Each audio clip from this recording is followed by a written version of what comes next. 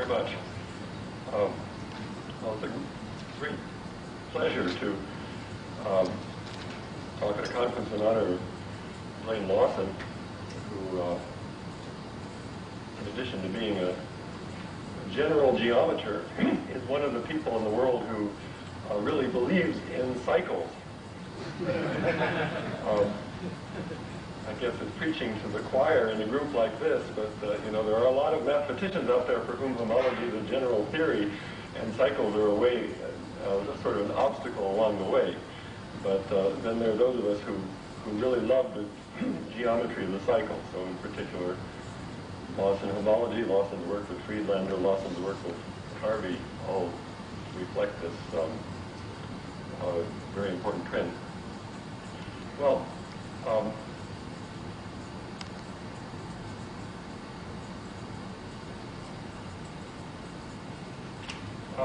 I'm just going to put a summary of what I'm going to say. I'm going to sketch the plan for the talk here on the sideboard. So I'm going to start with a space X with a torus action on it. And then inside X, I'm going to consider the union of the 0 and 1 dimensional orbits. And so that's just a little teeny piece of X. And out of that, I'm going to manufacture something I'll call a moment graph.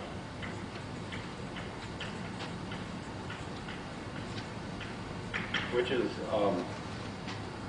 sort of a combinatorial object. It's the Combinatorics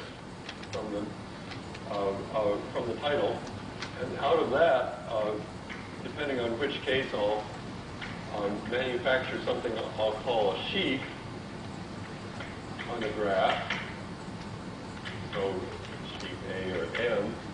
And out of that, we'll get either the equivariant cohomology of X or the ordinary cohomology of X. Or from M, we'll get the equivariant intersection homology of X and the ordinary intersection homology of X for certain spaces X.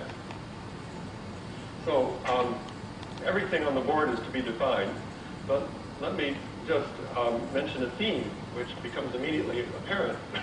At this stage already, I've thrown away everything except the 0 and 1 dimensional orbits. But at this stage, I've calculated invariants that we actually care about. So the moral of this story is somehow that for the price of introducing an extra structure, a torus action, we can calculate invariants that we care about that space using a very small portion of the space.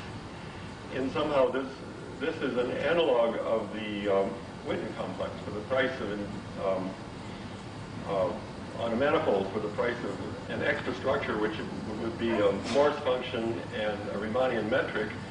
Then Witten extracts a graph of certain orbits connecting adjacent index critical points, and out of that he can calculate, say, the Z2 homology, or with some extra data, the Z homology.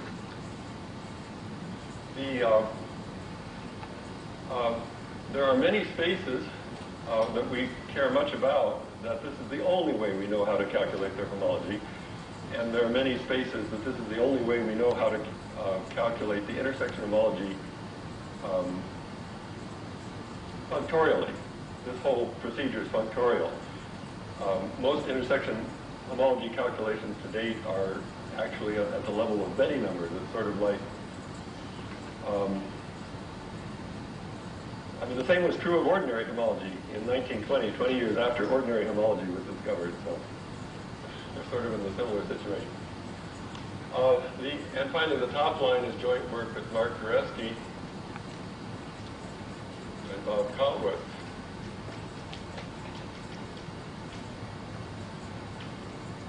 We're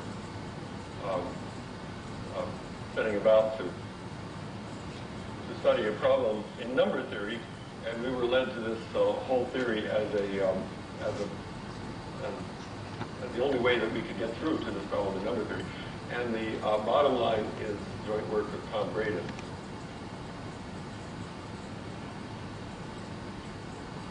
Okay. So as I said, I want to define everything here. First of all, let me start with equivariant homology, just to sort of match with the theme of this conference.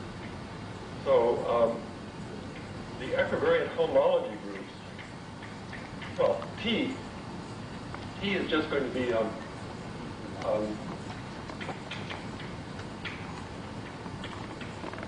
ordinary compact torus. The unit complex numbers, I take any copy of those. And that acts on X. So the equivariant homology groups of X have a cycle-theoretic definition, which isn't usually used. This is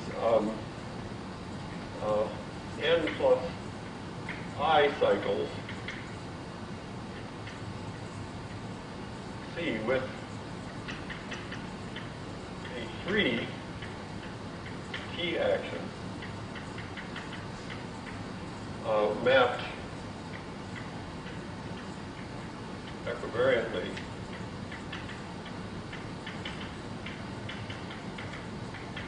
to X, divided by the boundaries of n plus I plus 1 chains and then I repeat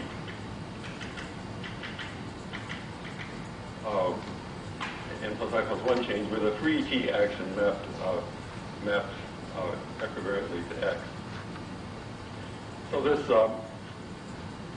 cycle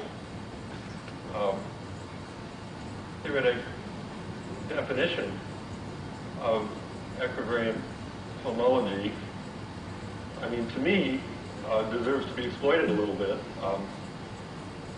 It allows one to contemplate doing the same things, the same sorts of things with cycles, the same geometric things with cycles that I was referring to earlier in the equivariant world that you can in the ordinary world. It makes a nice discussion to trace through everything I'm going to say and say what the maps are in terms of cycles. It's all nice and geometric, but I won't have time really to do this. Let me just comment about HIT of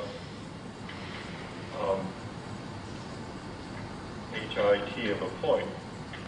Well, let's first of all look at H0T of a point and set n equal to 1. Well, I want to map a cycle equivariantly to a point, but the cycle has to have a free T action, and it's going to be a one cycle. Okay, well, there's an obvious thing to do. I just take the circle itself with the T action which spins the circle and map that to a point. But is it the boundary of something? Well, I mean, it certainly is the boundary of something, as everybody knows. We can cone this off to a disk, and we can even extend the S1 action to the disk. But there's going to be a fixed point here, so it's not going to be a free T action. And so at this ditto mark, this would violate the condition. You could try other things, but in fact, it's not hard to show that there is no way that this circle mapping to this point does generate the thing. And similarly, I have an S3 mapping to the point with the hop action on the S3, and an S5 mapping to the point with hop action on the S5. And these are the generators. I have one in every even degree. And so, let's see, this is usually summarized in the following way. Let's say that the cohomology, equivariant cohomology, the ith equivariant cohomology of X is equal to the vector space dual of the ith equivariant homology of X. And then this is the ring structure. And then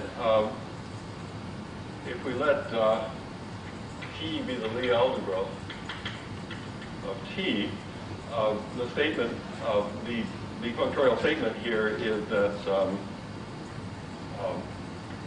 H star T of a point is equal to the polynomial functions on T, or the symmetric functions in the dual of T.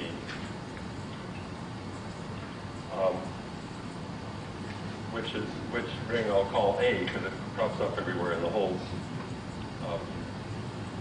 theory. So if n is 1, this is the polynomials on in one variable. So I get, I mean, that's generated by monomials 1, x squared, and so on. So I have one generator of every degree. Here I have one generator of every even degree. I'm using the usual convention in algebraic topology that the cohomology degrees are double the algebraic degrees in the polynomials.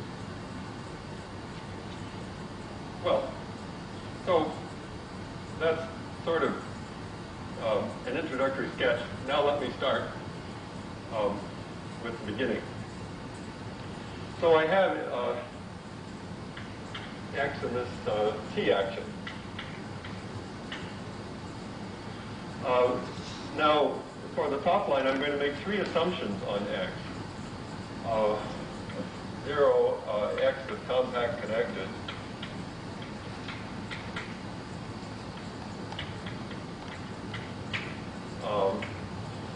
First, I'm going to assume that the odd Betty numbers of x are 0.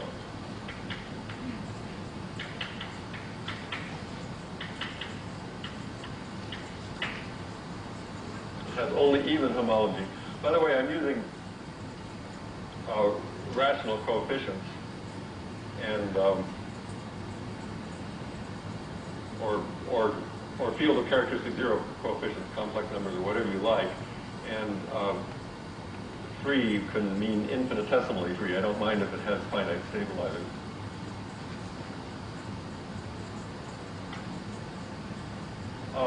Okay, so we assume that somehow we're told in advance that the odd Betty numbers are 0. In the presence of a torus action, there are various theorems which help you know this, but anyhow, this is the situation we'll be in. And the second result is that the union of the 0 and 1-dimensional orbits are a balloon sculpture. What I'll call a balloon sculpture.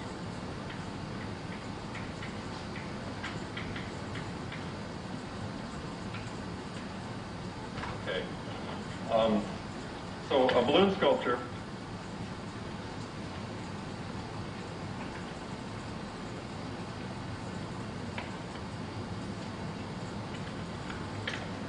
it looks like a box of colored chalk. The balloon sculpture means this. We have finitely many fixed points.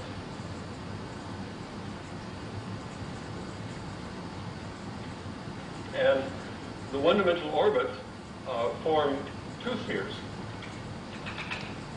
which connect the fixed points like this. Some finite set of two spheres.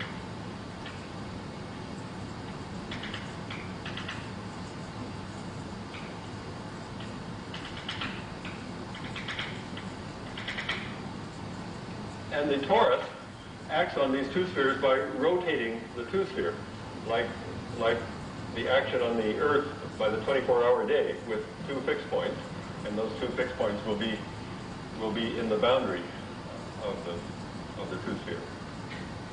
Okay.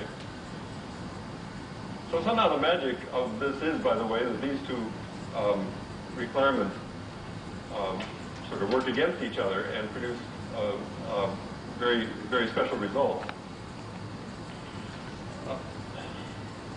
Amazingly, there are a lot of spaces for which these assumptions are satisfied and whose cohomology that we want to know.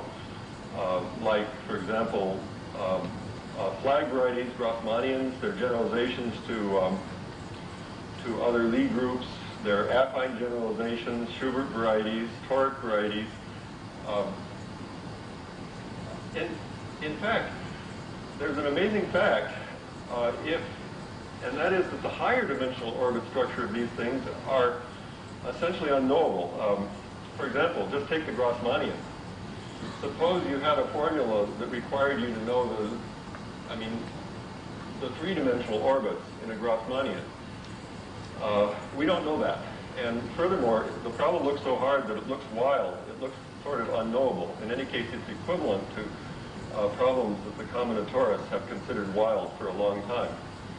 So somehow, with the standard torus action on a Grassmannian, the one-dimensional orbits are really nice and well-behaved. They just form a balloon sculpture like this, but the three-dimensional orbits are so wild that we don't even know how to classify them.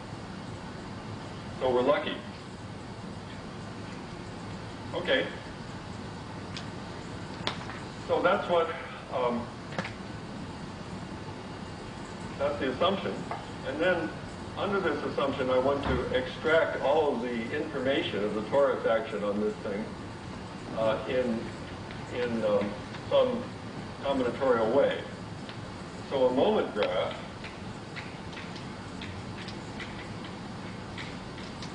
well, first of all, it's a graph. So I take a vertex for every fixed point, and I take an edge for every balloon. Every balloon goes from one fixed point to another because the two-sphere has a north pole and a south pole, and this gives me a graph in the traditional sense. But this graph does not extract all of the combinatorial information of the torus action on here, and the reason it doesn't is that I also have the stabilizer subgroups. Well, that's everything for the fixed points, but at these, in order for the torus to act with a one-dimensional orbit, then an n-1 dimensional part of the torus has to do nothing. So it has an n-1 dimensional stabilizer subgroup. The idea of a moment graph is to encode this by taking, by embedding this graph in T check, the dual of the Lie algebra of T, and I embed it in such a way that the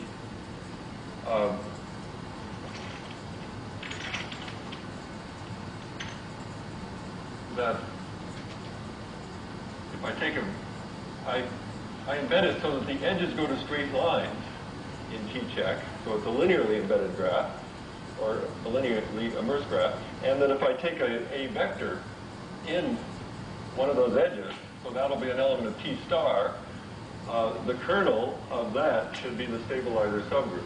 So if we call this vector L, then the kernel of L is equal to the stabilizer subgroup.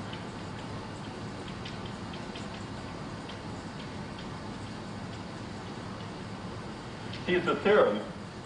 It's a theorem just about torus actions. It's not so hard to show that if I move around from one point to another inside this balloon, then the stabilizer subgroup does not move. The stabilizer subgroup is associated to the whole balloon, not just to a point in the balloon. So that means that to that balloon I can associate a certain angle in T star, and I embed the graph in a way which respects that angle. Oh. No. No. So this is not unique as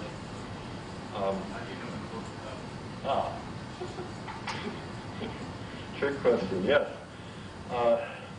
Okay, actually in general I don't. Right. So let me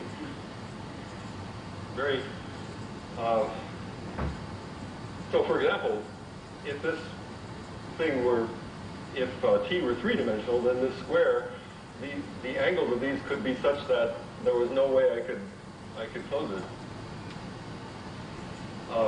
Well, if the space is also Kähler and T is a Hamiltonian action, then I know that it closes up. So that's the situation. And the reason is that I can use the moment map of the Hamiltonian action and restrict that to the one-dimensional orbits to the balloon sculpture, and its image is a moment graph. That's the only way I know. So I haven't found an example, but so far as I know, there's some non-Kähler example to which this theory applies where it wouldn't close up. But the formula, as you see,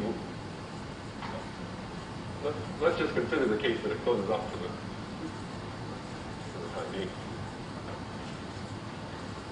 Okay, so this is a set of data which somehow summarizes the 0 and 1-dimensional orbits, the moment graph. And now I have to say about a sheaf. So what is a sheaf on a graph? Suppose I have a graph. A sheaf is just something which gives me a vector space, say SV for every point, and a vector space SL for every edge, and a map, a linear map. Whenever an edge comes into a point, I get a linear map from the vector space on the vertex to the vector space on the point. So that's what we mean by a sheaf on a graph. By the way, this is the same data as I can make a finite topological space out of this graph by taking a point for every vertex, a point for every edge, and then an open set is a set of these so that if it contains a vertex, it contains all of the edges coming into that. So that's a way to convert the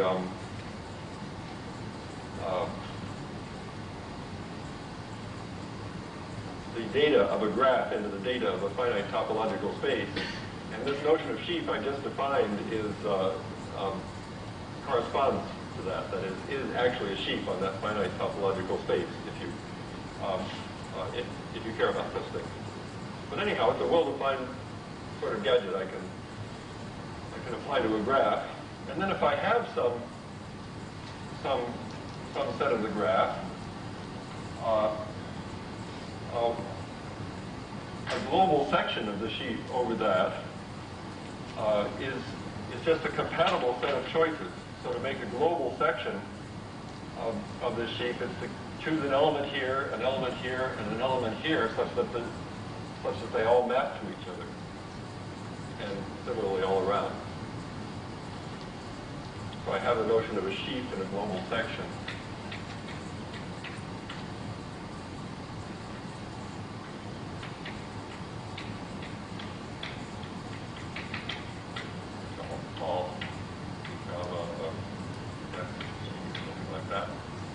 Okay. Now, that's what a sheaf is in the abstract. Now I'm going to construct a sheaf of rings on the graph. A sheaf of rings just means that these things are all rings, and these are all ring homomorphisms. Well, the sheaf A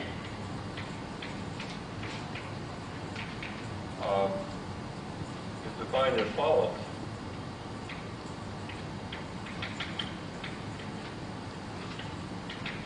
First of all, A sub a vertex is just equal to the ring A. The ring A, which was the polynomial functions on the Lie algebra of T. A sub an edge L is equal to A divided by the principal ideal generated by L. Remember, L is an element of A because it's a linear function. An element of T dual. This is the same as the polynomial functions on the on the stabilizer subgroup if the graph came as the way I said. And then the maps are the obvious, the quotient maps. I mean, A maps to AL just by taking the quotient. So that gives me a canonical sheaf that I can associate to any moment graph. And then the theorem, following the top line over, is that the equivariant cohomology ring of X is equal to the global section of this sheaf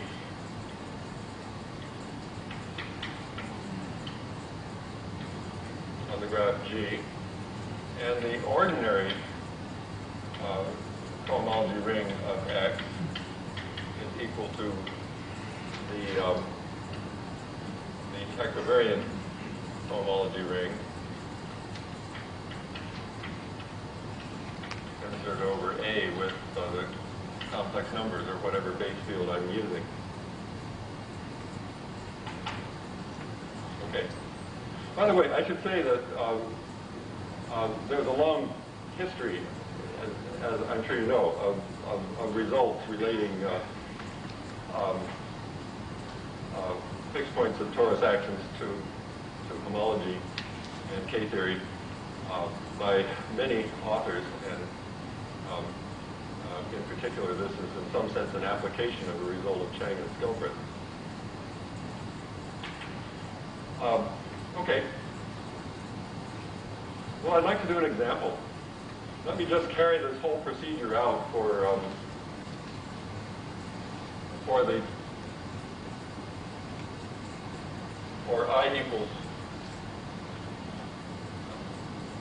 I equals 2. So I'm going to calculate the equivariant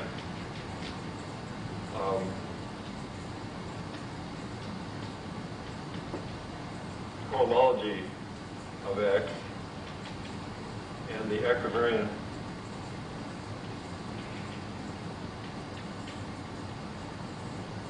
ordinary homology of X for a bunch of examples using this. By the way, chasing this out in these examples, this product formula says that this is equal to the thing above minus 2.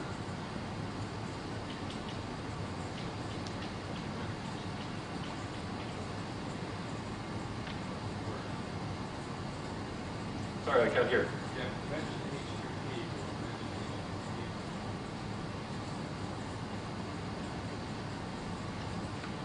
Thank you.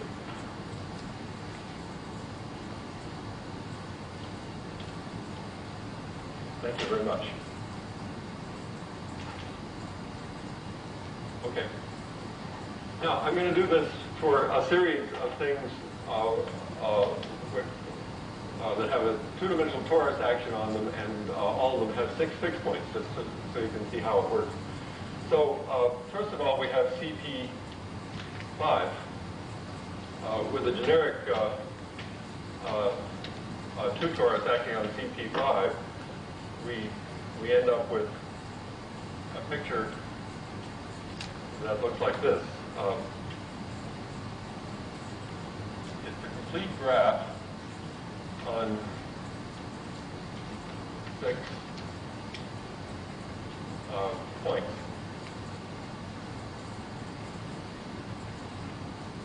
So every edge is there. Okay, now I'm not going through the details of sketching how to get this out of the space, but the calculations in every case are easy, and they proceed just like I said. You actually identify what it means to be a one-dimensional orbit, and then figure out and then classify them. Okay. Well, in this case, what can I do? Wait. Now, let me do a piece of theory over here. For I equals 2, meaning we're talking about linear functions, meaning we're talking about linear elements of the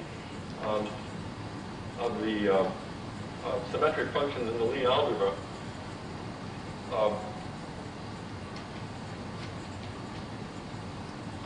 So a linear function is a vector.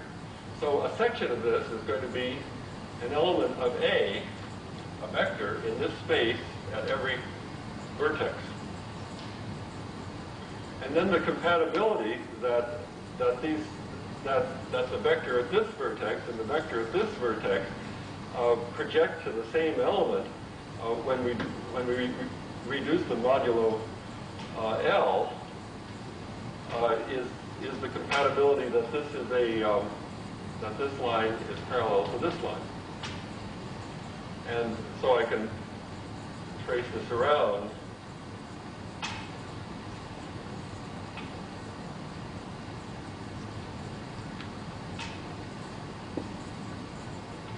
So there's a picture of a global section of this sheaf for star equals to 2. It's a vector at every vertex, so that after I do the deformation, if I move the vertex in that direction, it's still a moment graph. So this gets to Spencer's point. The moment graph is not unique, and H upper 2 equivariant of X is exactly the moduli space of moment graphs given the space. That is, how much freedom there is to move the embedding and keep the parallelism class at the edges so that it's still a moment graph for the same thing. Okay, so that's the general theory. So I just have to look at the moduli space of these moment graphs. So what can I do to this and still have it be a moment graph? Well, there are only three things. I can move it to the right, I can move it up, or I can blow it up by some uniform factor. Those obviously will keep the parallelism classes, but nothing else will. So the dimension of this is 3 for those three possible motions. The dimension of this is 1, which is, of course, the answer we teach in our classes. Okay, the next one is flagged in C3. That means flags in F1 contained in F2 contained in C3, or space G mod B for the group has all 3.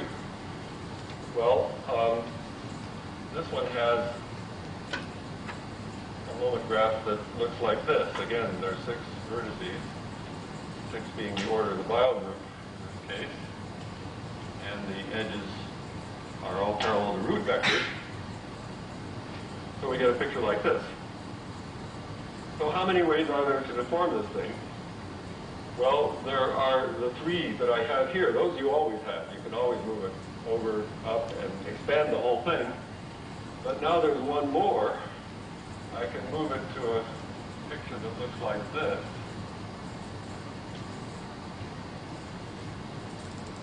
That is, make every other edge get smaller and every other edge get bigger. So that's sort of contracting these three edges. So that's 3 plus 1, which is 4. And then the second Benny number is 2, which is the answer that you get from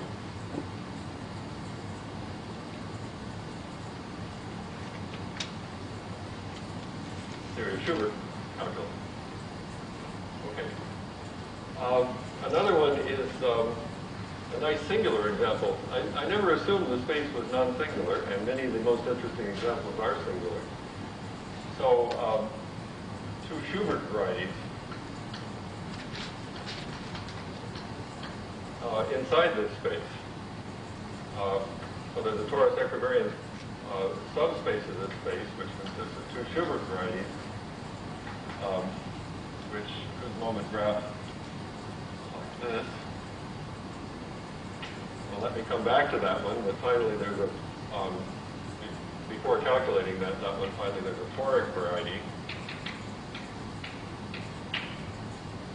which is, this moment graph looks like this. There's no internal edges at all. Now, in the toric variety case, there's another procedure of counting which is sort of easier, and that is if I take any one of these edges, I can sort of move it out by extending the adjacent edges and just moving this one parallel to itself. And that's all I can do. I can do that in 6 ways. There are six spaces, and so the dimension of this is 6, and the ordinary homology is 4, which is what you get from the standard toric calculations. Now here, the situation is that I can do all these things except one. That is, if I were to do that particular motion, I would be forced to do a compensating motion on the other side. So the answer is 5 here, 3 is also the right answer. Okay. So at least,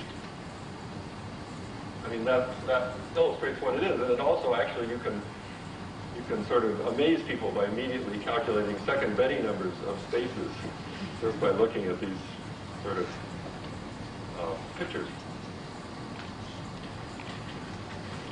Well, now, so I'd like to describe the intersection homology analog of this, and it's really quite similar, except that the sheet that we construct out of the moment graph is more interesting. So first of all, I have to tell you let me tell you cycle theoretically what intersection homology is.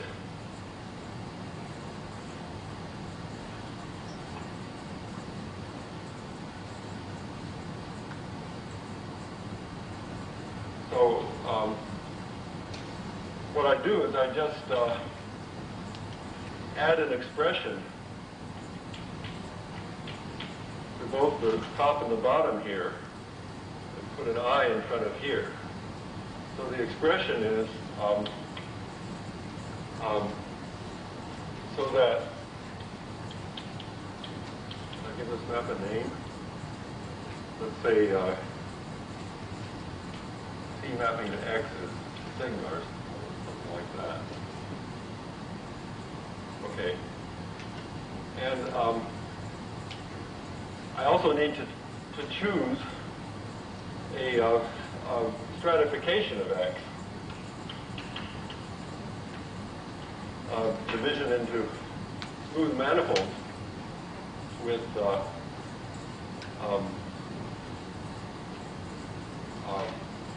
nice properties with how the strata come in to each other. Okay, so that for every non-dense stratum,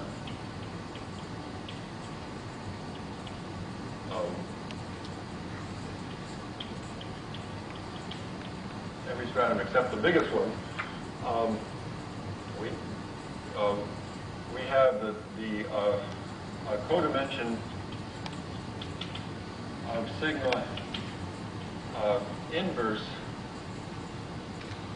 every stratum S alpha, the codimension of sigma inverse of S alpha in C is strictly greater than 1/2 the codimension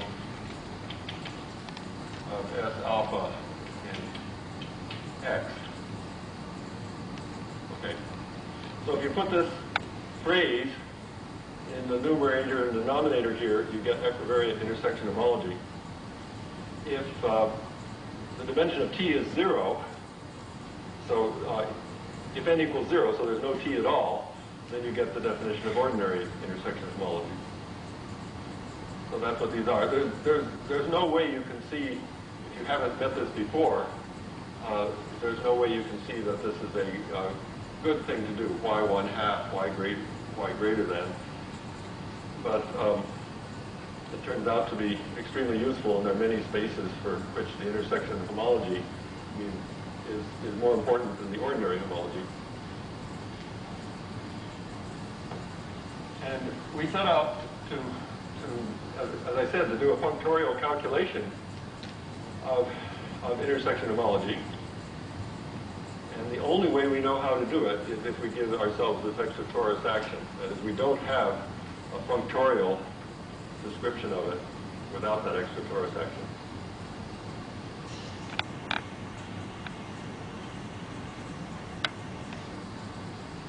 Well, so let's work under our assumptions as before that the 0 and 1 skeleta are a balloon sculpture. But now I'm going to add the assumption that there's a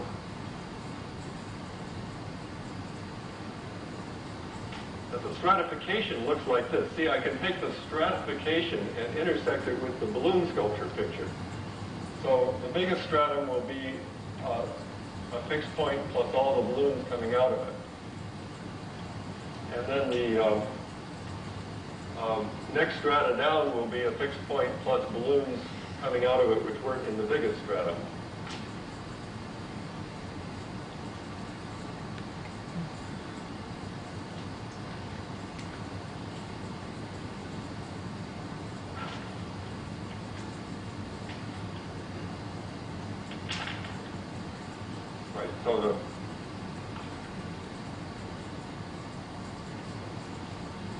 So the stratification of the balloons is supposed to look like that. This means that I have some partial ordering on the set of vertices so that the every edge from a vertex goes either up or down in the partial ordering, and the stratum containing that vertex is intersected with the balloon sculpture is just those edges that go down. So it's a simple diagram. And the idea then is to construct the sheaf end starting at the top. And we work our way down. So construction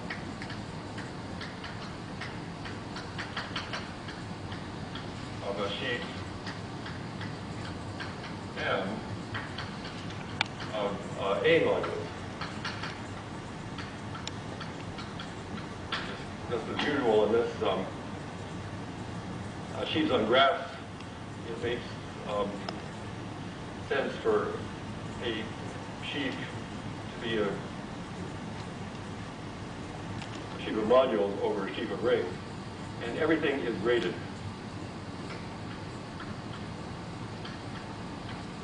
Okay.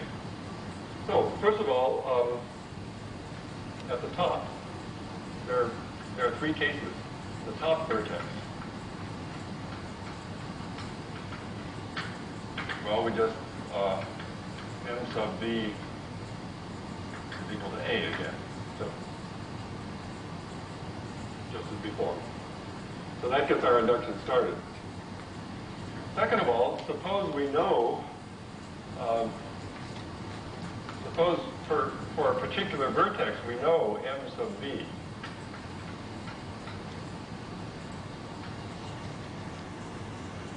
And we have a bunch of edges coming down.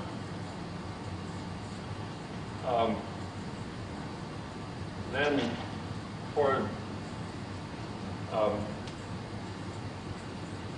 so inductively, I'm going to assume that we have constructed everything down to this vertex, and now we have some new edges coming down. And we look at one of these edges,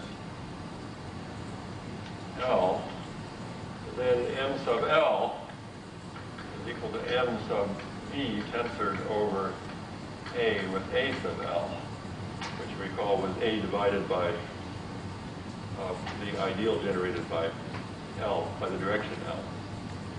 Okay, so that gets us here from here. And now the final step of the induction is, suppose we know everything above a given vertex.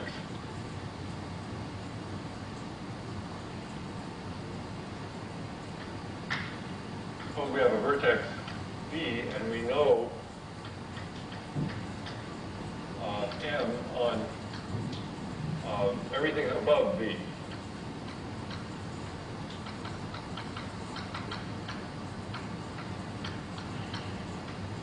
So in this example, suppose we've done everything until we got to here.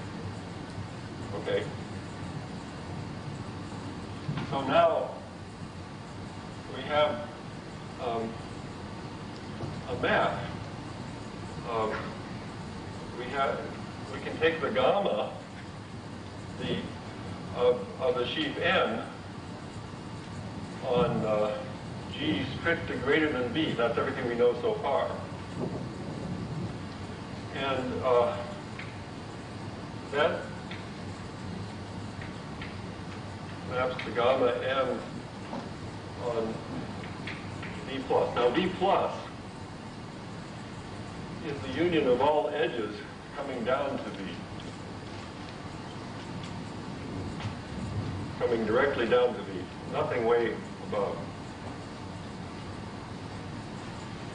Okay, so we have both of those by construction, and we take the projective cover of the image, the free cover of the image of this map, and that is equal to M of B.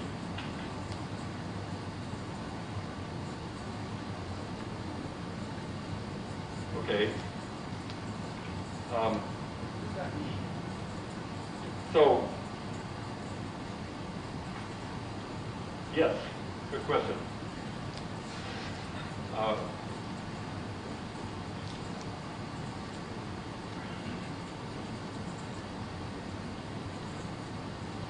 So these are all free as an A module. So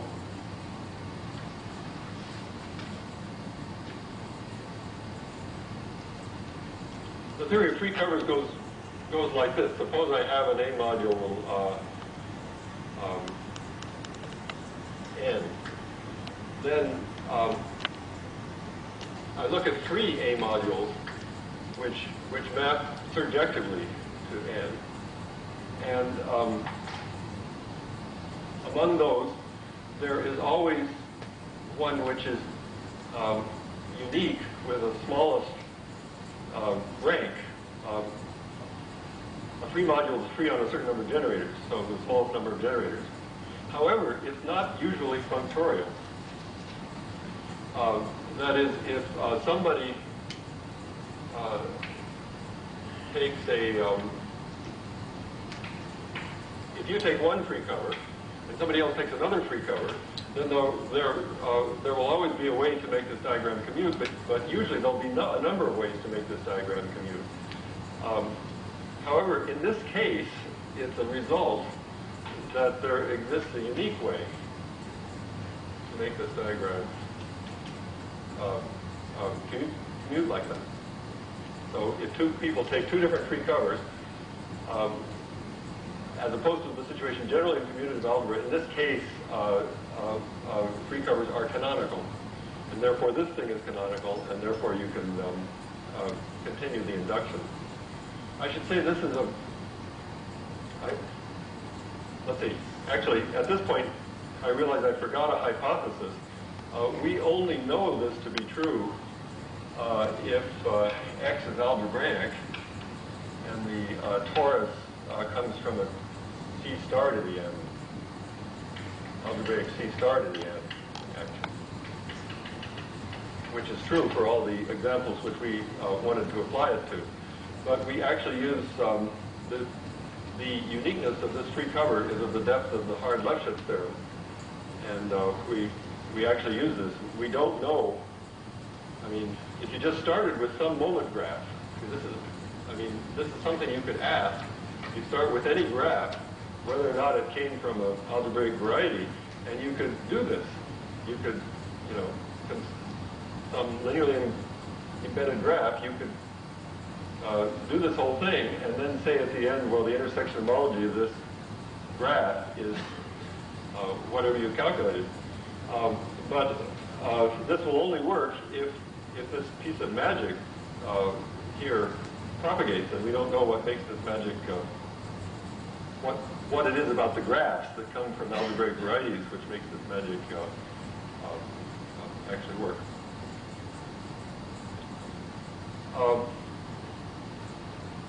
But anyhow, then the theorem is the same as before.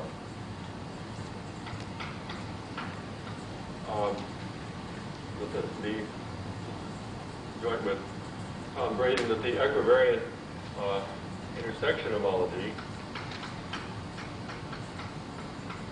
is equal to the global sections of M of the graph G as a module over the cohomology ring, and the equivariant ordinary cohomology, sorry, the non-equivariant intersection homology is equal to that tensor over A with complex numbers. So the same statement as before. And there are similar local statements. Often local homology is not usually very interesting, but local intersection homology is extremely important. It comes up in representation theory, casualistic polynomials, and so on. So they're corresponding local versions. I should say, to me, this occurrence of an image, I mean, it's not so easy to calculate images. But there's a joint project of Bill Graham and Tom Braden. They actually have programmed this algorithm on a computer, so they can just put in the graph. There's only finitely much data, and then chase it down and actually get out the intersection homology group.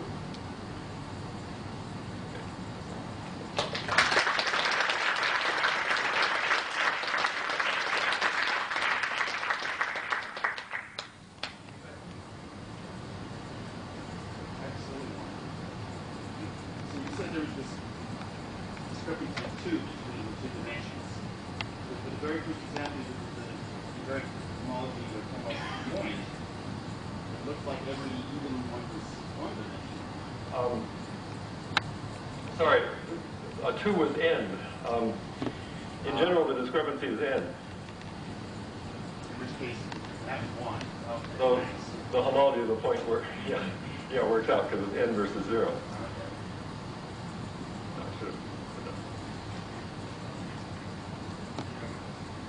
I think I asked this question to you about 6 years ago at Q Institute when you first presented the top line of some progress that we made since then. So I repeat the question again. So,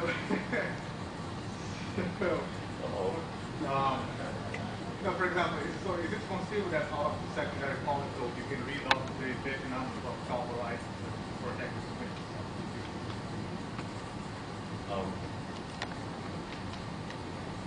Well, I'm sure I said I didn't know then. I don't know now. So you're asking about the Chow variety, right? Yes. Which in many cases has a nice torus action on it, and well, okay, maybe the homology.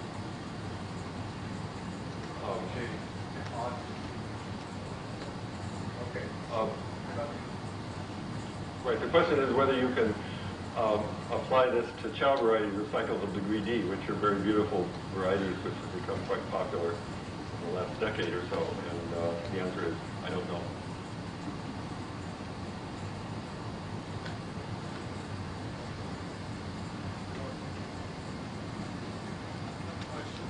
What's the number theoretic background used to relationship? It doesn't actually.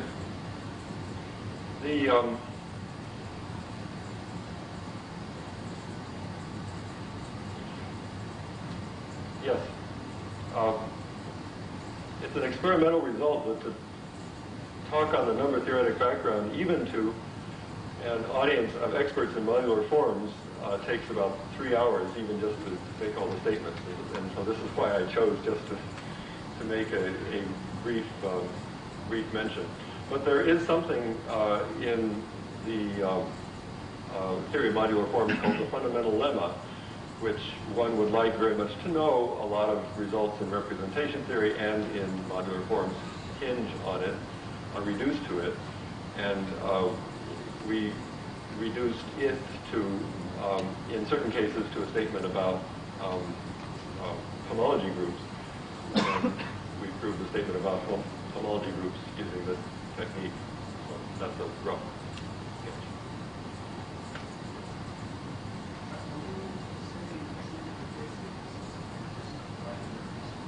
Yes, I was really. If it's not, you would have several maximal points here, several maximal strata, and you'd start from each of them, and then when they enter, but it would still work. Yeah.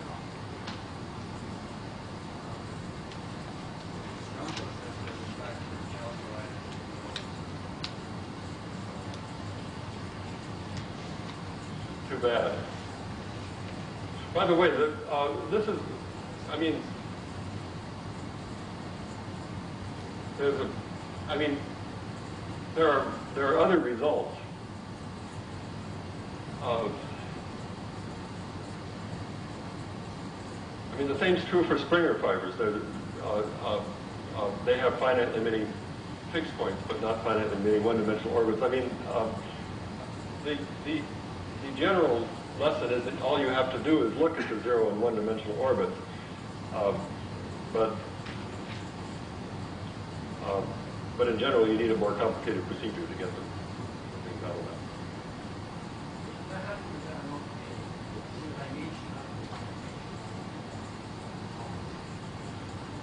If there are none, then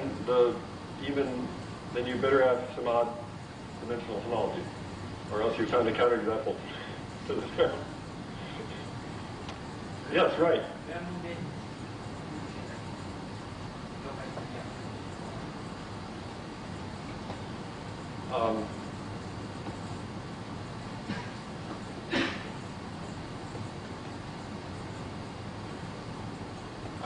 I don't want to say that there are no methods because I'm not enough of an expert. There are many, many people who've devoted a lot of time to equivariant homology, but it's sort of the opposite case from this.